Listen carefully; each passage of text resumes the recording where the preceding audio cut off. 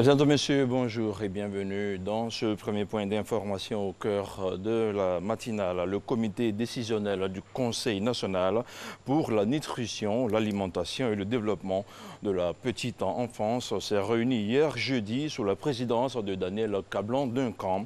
Pour l'année 2019, cette campagne vise à promouvoir l'allaitement auprès des populations de façon à éradiquer de façon pratique les mauvaises pratiques d'alimentation du nouveau-né et du nourrisson.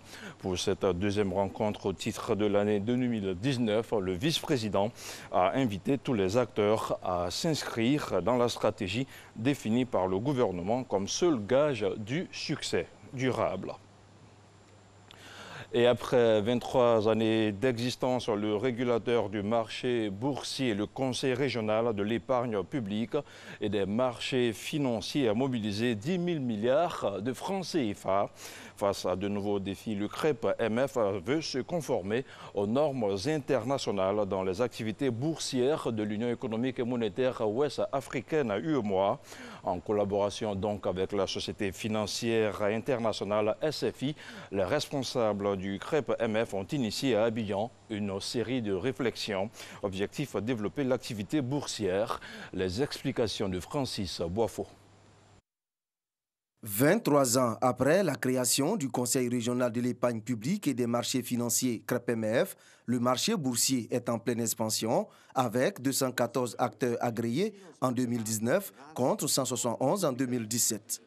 Notre marché financier aujourd'hui, c'est environ 10 000 milliards de ressources mobilisées dont plus de 60% ont servi au financement des programmes nationaux de développement des États membres de l'Union et plus spécifiquement 37% au financement des infrastructures. Au 31 octobre 2019, la Bourse régionale des valeurs mobilières BRVM, structure centrale du marché, totalisait une capitalisation boursière de 8 000 milliards de francs CFA pour 46 sociétés cotées et une cinquantaine de lignes obligataires, dont 15 émises par le Trésor public de Côte d'Ivoire. Pour attirer davantage les investisseurs, le CREP-MF a initié des réformes dont les tests devaient être validés à cette rencontre.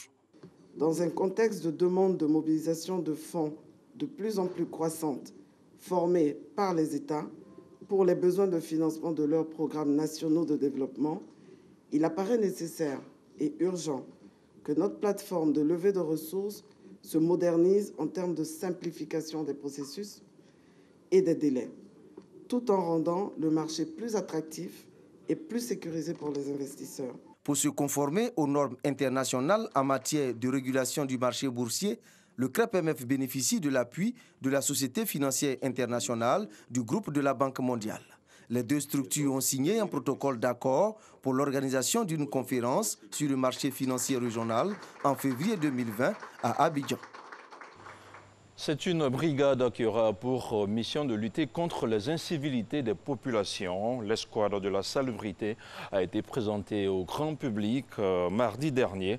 La cérémonie a été présidée par Anne-Désirée Ouloto. On en sait davantage avec Grace Kando. La brigade de l'assainissement et de la salubrité a pour mission de renforcer la lutte contre les incivilités à travers notamment l'information, la sensibilisation des populations et le renforcement du contrôle de l'application des règles de salubrité. Créée en 2007, la brigade de la salubrité a été restructurée en 2011. Elle compte à ce jour plusieurs actions à son actif. Au total, 12 484 patrouilles dans le district d'Abidjan. Démanteler environ 47 unités de fabrique d'eau en sachets plastiques. Engager des procédures de fermeture de 3 usines de fabrication d'eau en sachets plastiques. Confisquer une centaine de réfrigérateurs et autres servant à la commercialisation de sachets plastiques. Les 116 membres de la brigade de l'assainissement et de la salubrité ont été exhortés à produire des résultats tangibles.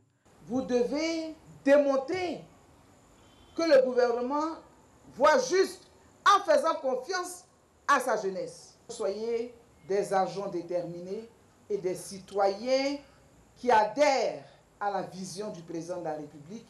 Je veux que vous soyez des agents motivés, intègres, disciplinés, soucieux du travail bien fait.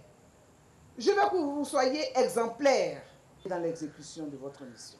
Pour être plus efficace sur le terrain, la brigade de l'assainissement et de la salubrité a reçu un véhicule et des engins à 2 roues. Les chefs de service et les directeurs n'ont pas été oubliés. Ils ont reçu des véhicules. Après plusieurs campagnes de sensibilisation et d'information dans les régions du Haut-Sansandra et du Gord, l'Autorité nationale de régulation du secteur de l'électricité de Côte d'Ivoire continue sa sensibilisation. À Abidjan, l'ANARECI a organisé une séance d'information, d'éducation et de communication. La protection des intérêts des consommateurs était au cœur de la rencontre. Le reportage de Davis Oyo est commenté par Régis Kofi. Coupure intempestive, hausse et baisse de tension, mauvaise qualité de l'énergie, destruction de matériel suite à une interruption électrique, autant de désagréments vécus par les consommateurs.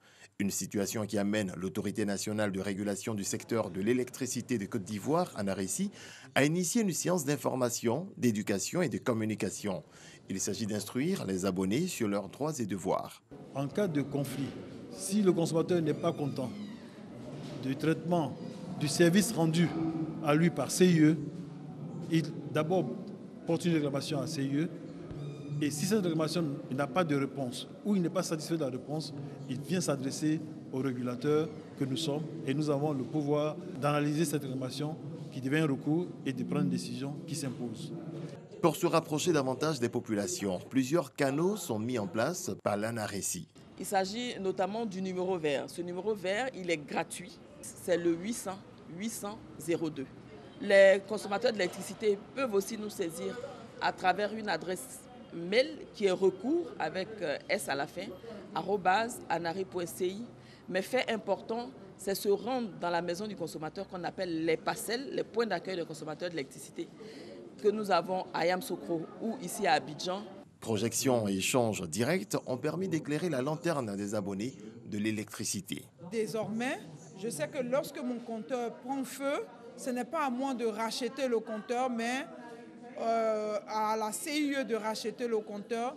Je sais que lorsqu'un locataire quitte une maison et que moi je dois récupérer cette maison, je ne dois plus payer l'arriéré que ce locataire a consommé. Pour l'année 2018, l'Autorité nationale de régulation du secteur de l'électricité de Côte d'Ivoire, ANARECI, a enregistré plus d'1 milliard de contestations de factures. Je vous retrouve à 6h30 pour le déroulement de l'actualité africaine.